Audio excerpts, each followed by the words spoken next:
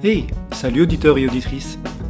Bienvenue dans le podcast de Prisme, le média qui veut comprendre, questionner et débattre. Si tu as bien lu le titre du sujet, tu sauras que tu vas écouter un podcast sur les mouvements anti-genre au Brésil. En effet, aujourd'hui je vais aller discuter avec Gustavo, un chercheur de l'ULB qui travaille à l'AJS, l'atelier de genre et de sexualité à l'Institut de sociologie. Ensemble, nous allons discuter de l'émergence de ces mouvements au Brésil, leurs revendications, leurs formes de légitimité et les conséquences que ces mouvements entraînent. Bonne écoute. Bonjour Gustavo. Bonjour. Comment vas-tu? Bien, et toi? Ça va, merci beaucoup. Déjà un grand merci d'avoir accepté de participer à ce podcast. Donc Gustavo, tu es diplômé de l'université de Campinas au Brésil. Au Brésil, oui. Et tu as également soutenu ta thèse là-bas. Oui, exactement. Sur le sujet de la reconnaissance légale des unions entre personnes de même sexe au Brésil et en Afrique du Sud. Et maintenant, tu peux nous dire un petit peu ce que tu Alors, fais? maintenant, je suis professeur assistant de sociologie à l'Université fédérale de Pernambouc, au Brésil, et je suis en train de finaliser mon postdoctorat ici à ULB. Je travaille maintenant avec le professeur David Paternotte sur le sujet de la politique anti-genre au Brésil. L'idée un peu de mon recherche ici, c'est de comprendre et rejouer par les campagnes et les acteurs anti-genre pour l'élection de Jair Bolsonaro en 2018. Ok, c'est vachement intéressant parce que c'est vraiment le sujet d'aujourd'hui. Oui. Je propose qu'on embraye directement. Donc, je vais proposer vraiment un rappel bref des concepts desquels on va parler maintenant ensemble. Vraiment, je t'invite à me compléter parce que je ne suis pas du tout un expert dans le domaine. D'accord.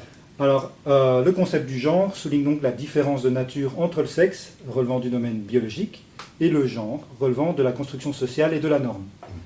Et en réaction à cela, est apparue une croisade anti-genre, en raison de l'affirmation selon laquelle ce concept, donc le concept du genre, représenterait un danger de dénaturalisation de l'ordre biologique sexué.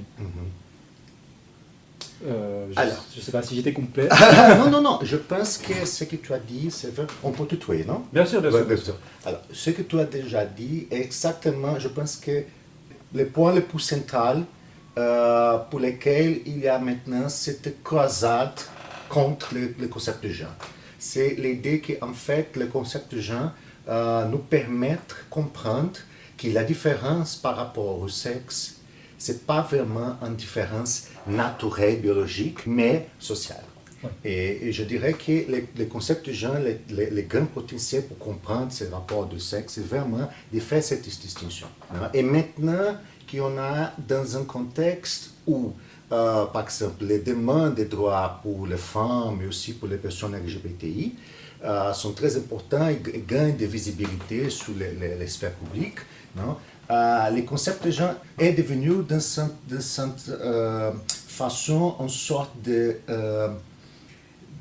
bout pour lequel ces différents acteurs, parfois religieux, parfois d'extrême droite, contre cette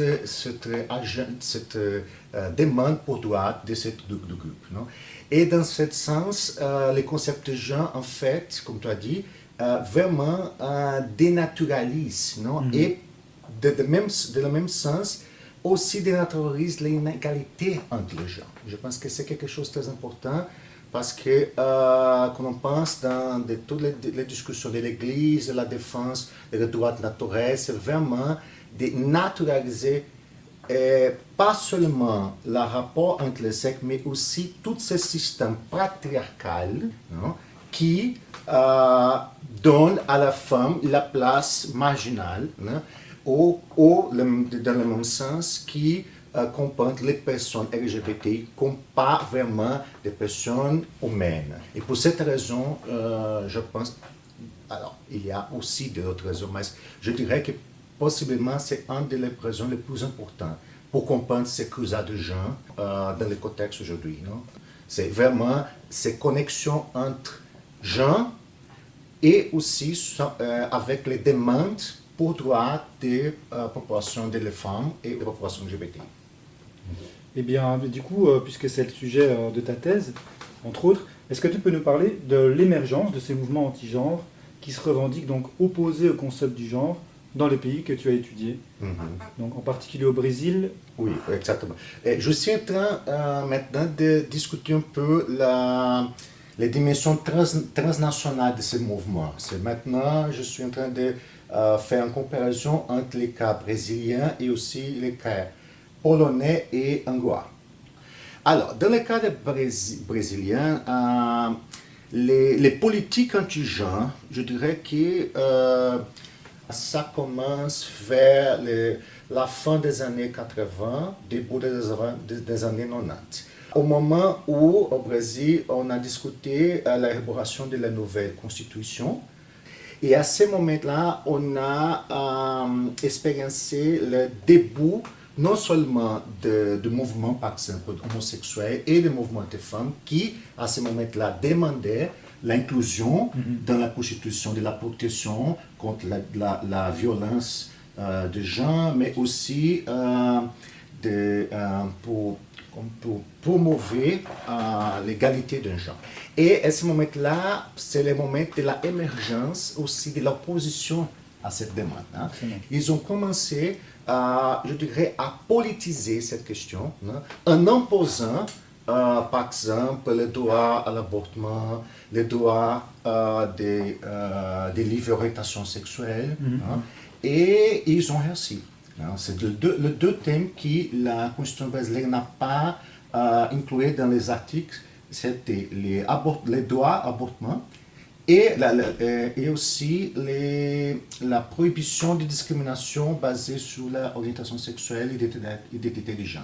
Et en fait, dans ce moment-là, on commence un peu cette opposition, mais qui est devenue très fort, je dirais trop fort, à partir vers 2011.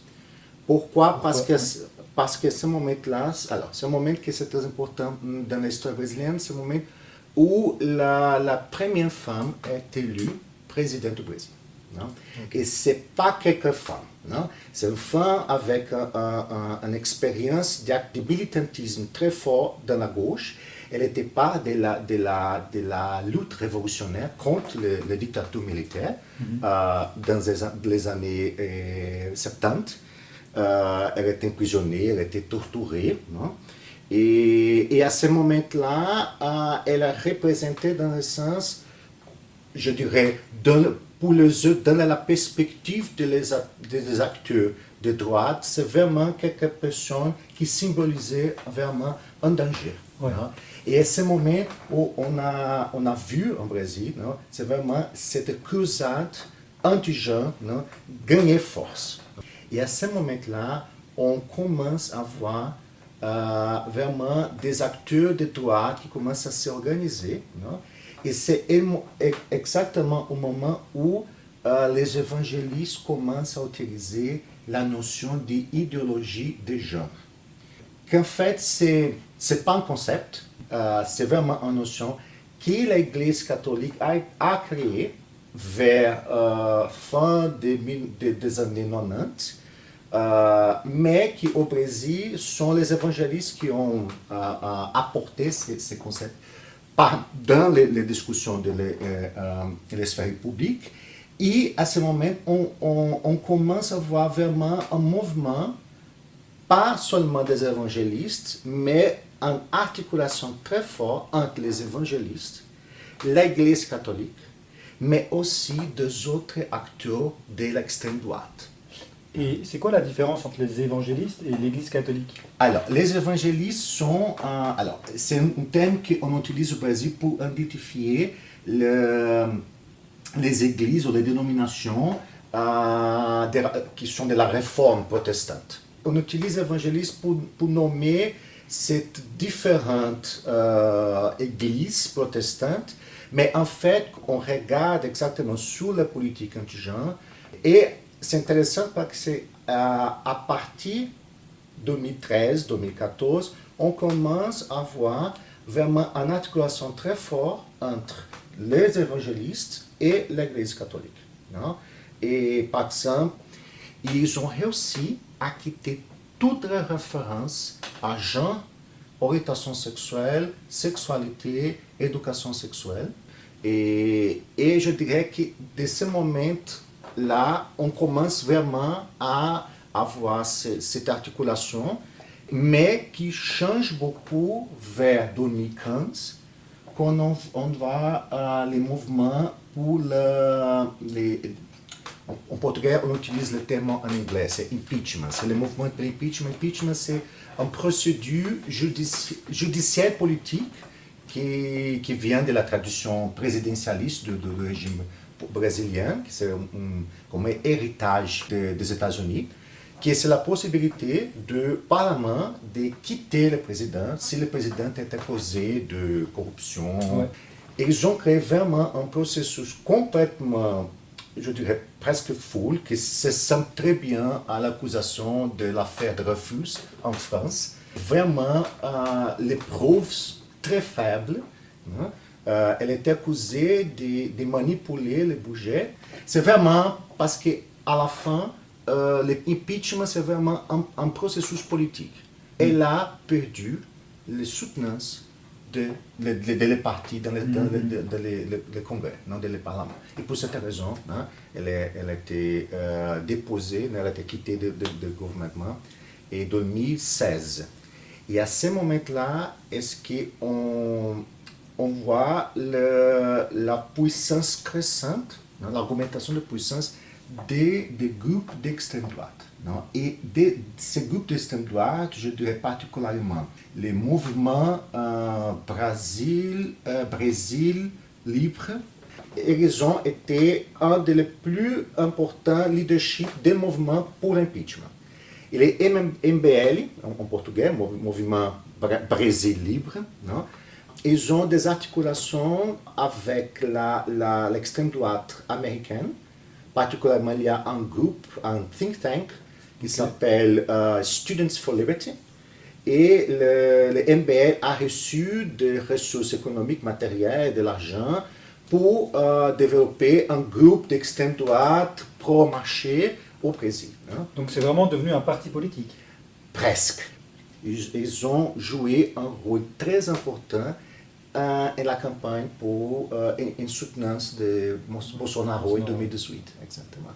Et je dirais qu'à ce moment-là, on voit l'émergence, en fait, de ce grand front conservatrice, qui va être la grande soutenance pour l'élection de Bolsonaro en 2018. Maintenant, on est dans une situation où le Brésil a devenu, en fait, les politiques anti-gens est devenu politique d'État. Et on est maintenant dans une situation où on ne sait pas ce qui se passera, parce qu'on aura des élections l'an prochain, 2022, et je dirais que si Bolsonaro a réussi à être réélu, on aura un très grand problème parce qu'il a déjà essayé de faire vraiment, de changer complètement la politique nationale, avoir toujours cette perspective anti-genre. Il y a un exemple un peu plus bizarre, c'est qu'en fait, maintenant, dans le gouvernement, c'est complètement interdit d'utiliser le mot genre, même si l'on utilise le terme genre pour nommer, par exemple, en portugais, on peut dire un pomme, c'est un genre alimentice. On ne peut plus utiliser. On est dans 1984, quoi. Exactement. On ne peut plus utiliser. Exactement, c'est complètement interdit. C'est vraiment quelque chose de totalement bizarre. En fait, on a l'impression qu'il balise un petit peu peut-être ce qu'il a envie de mettre en place pour s'il est réélu. J'ai l'impression qu'il commence à mettre en place, de ce que je comprends, de ce que tu me dis, voilà, en délimitant des règles de ce qu'on peut faire et ce qu'on ne peut pas faire dans la politique du genre. Exactement. C'est pas très réjouissant pour... non. La bonne chose au Brésil, c'est que jusqu'à aujourd'hui, la Cour suprême du Brésil a joué un rôle très important en évitant que Bolsonaro avance dans l'implémentation de ces politiques anti-gens. Je dirais que, alors, il y a des cas comme, par exemple, il avait ce projet établi que les termes gens étaient totalement interdits dans les universités, dans l'école. Et la Cour suprême a dit que non, que c'est complètement inconstitutionnel. Quelle forme de légitimité en fait ces groupes peuvent acquérir et à travers quels moyens et puis en même temps, je vais te demander, tiens, quelles sont les conséquences pratiques, tu m'en as déjà parlé un petit peu, mais voilà, quelles sont les conséquences pratiques des actions de ces groupes et en conséquences politiques, comment ça se traduit? D'accord. On commence avec le sujet de légitimation. Je dirais que maintenant, la source de légitimation plus forte, Bolsonaro, qui est aussi une sorte de soutenance politique, c'est on dirait, c'est très problématique, je veux dire maintenant, de parler de ce pouvoir religieux. Ce n'est pas toutes les religions, mais c'est vraiment de ces groupes dans les évangélistes, mais aussi dans l'Église catholique. Ce n'est pas la majorité, mais il y a des groupes, des ultra-orthodoxes, des groupes dedans l'Église catholique, non, qui sont très proches du gouvernement Bolsonaro.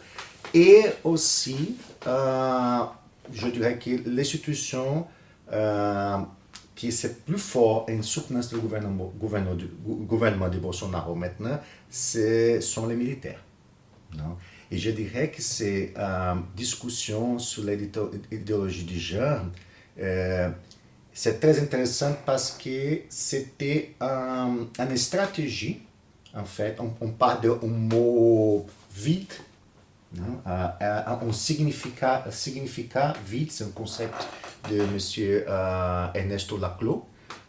Il chante en mots, il parle de concept de populisme, il parle de ces mots qui sont des significants vides, qui ont ce pouvoir de représenter et d'articuler différentes demandes et revendications dans le même sens, dans ce mot. Et je dirais que l'idéologie des gens joue ce rôle quand on parle de les groupes de droite et d'extrême droite. C'est vraiment un mot qui fait possible, par exemple, que l'extrême droite, qui n'était pas vraiment très religieux, se connecte avec les groupes religieux.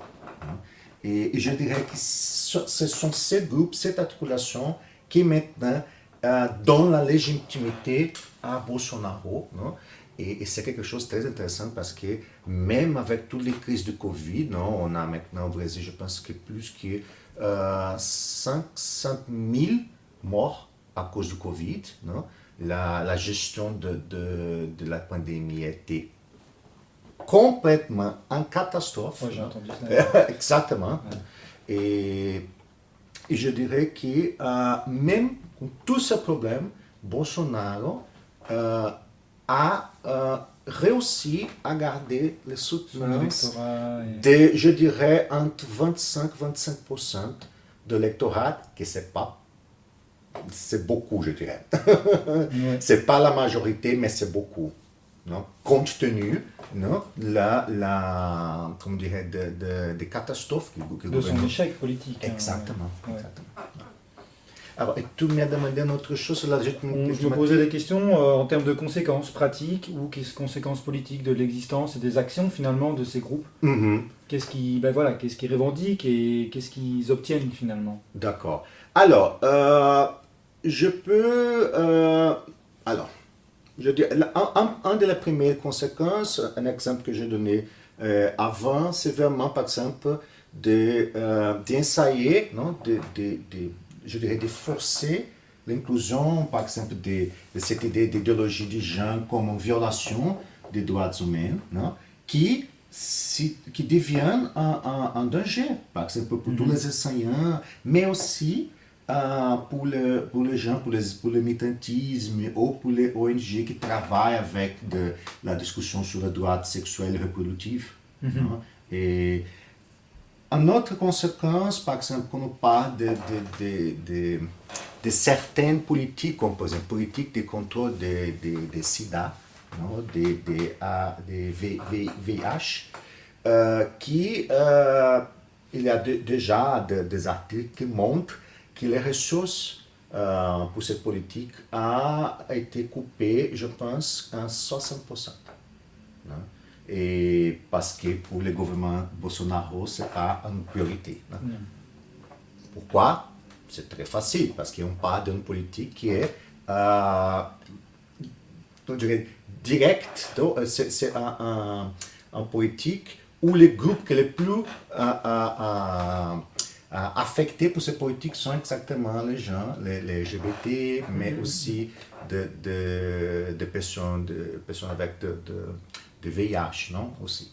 Et une autre conséquence, par exemple, la semaine prochaine, la semaine derrière, Bolsonaro a réussi à nommer un des juges de la Cour suprême. Et il a dit, et je quote, c'est vraiment son parole, hein, il a indiqué quelqu'un qui est terriblement évangéliste. Terriblement évangéliste. Ça fait froid dans le dos.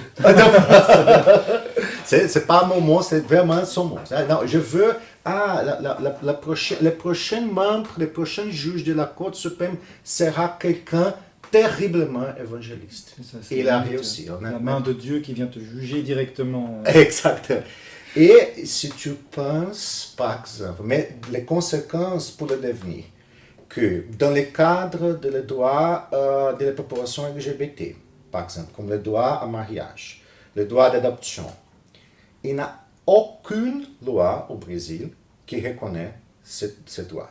Tous ces droits sont reconnus pour les décisions de la Cour suprême. Si on a, par exemple, on dirait, non, j'espère que c'est totalement, complètement un scénario hypothétique, non? Mais si Bolsonaro réussit à être réélu, il pourrait nommer 2 autres juges. Et ça dirait que s'il, par exemple, nomme 2 autres juges terriblement évangéliques, non? On aura une situation où les balances de pouvoir... Il n'y aura plus de contre-pouvoir, en fait. Exactement. Et toutes les décisions qui sont pour la population LGBT seront en danger. Non? Maintenant, on voit ça. Ça se passe maintenant aux États-Unis. Non? Il y a cette discussion qui vont... alors, maintenant, la Cour suprême américaine, et la majorité est conservatrice. Non? Ils vont, par exemple, voter contre le droit à l'avortement. De cette fameuse décision Roe versus Wade de 1963. Non? Okay. Et c'est quelque chose qui va passer maintenant et qui pourrait passer au Brésil, exactement, si Bolsonaro reste au pouvoir. Pour cette raison, maintenant, on a, je dirais, dans un scénario qui aura des conséquences de plus longtemps. J'évoquais justement tout de suite le contre-pouvoir.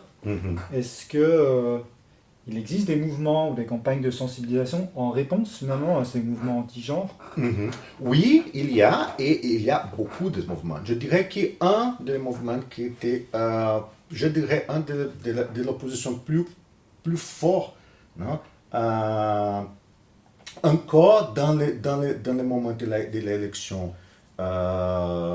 présidentielle, c'était le mouvement Pas Lui, Elinão, qui c'était un mouvement complètement spontané qui a commencé dans les réseaux sociaux, des militants féministes, LGBTI, mais aussi des autres mouvements militants, des mouvements de la population afrodescendante. Ils ont commencé à s'organiser, il y avait des très grandes mobilisations, très grandes manifestations au Brésil. Je pense que c'était en août septembre, un peu plus avant de l'élection. Non? Et maintenant, on voit que ce groupe s'organise. Il y a naturellement des oppositions, mais la chose c'est que cette opposition, maintenant, s'organisent, se mobilisent dans un contexte trop, je dirais, plus dangereux, parce qu'on a un gouvernement qui fera la répression si nécessaire. Non? Avec l'armée, du coup. Oui, peut-être.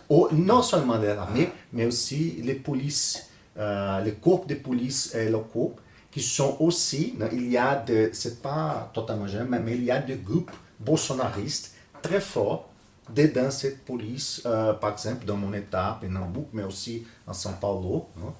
Mais j'ai l'espoir que, maintenant je parle de la classe politique, non, de l'élite politique, qu'il y a maintenant une sorte une tentative d'organisation d'un front démocratique contre Bolsonaro. Non? Et une bonne chose aussi, c'est que cette front conservatrice qui a élu Bolsonaro en 2018, ça n'existe plus. Non? Et ils ont été fragmentés. Par exemple, les MBL maintenant, c'est clairement contre le gouvernement Bolsonaro. Donc, j'espère que ça sera un scénario où Bolsonaro peut-être sera dehors, par exemple, parce qu'au Brésil, pour être élu, il faut avoir 50% plus 1 de vote. Non? Et... Plus un vote ou plus 1% de vote? Non, pas plus 1. Plus 1. 50% plus 1. Non? Mais les enquêtes montrent que Lula, peut-être, ça dépendra de quelques alliances il réussit à faire et pourrait être élu directement on pourrait, à première volta, la première élection. Non? Sinon, il faut faire une autre élection avec les deux candidats qui ont avoir de plus votes. Mais c'est ça, la situation maintenant, c'est vraiment très complexe, non? Mais il y a encore d'espoir, non? Mais vraiment, l'avenir, c'est quelque chose il faut attendre pour savoir ce que se passera. Merci d'avoir écouté ce podcast. J'espère que tu as apprécié et appris des choses. Si tel est le cas, n'hésite pas à découvrir nos autres articles et à partager leur contenu s'il te semble intéressant. Tu as écouté le podcast Prisme, le média qui veut comprendre, questionner et débattre. À plus!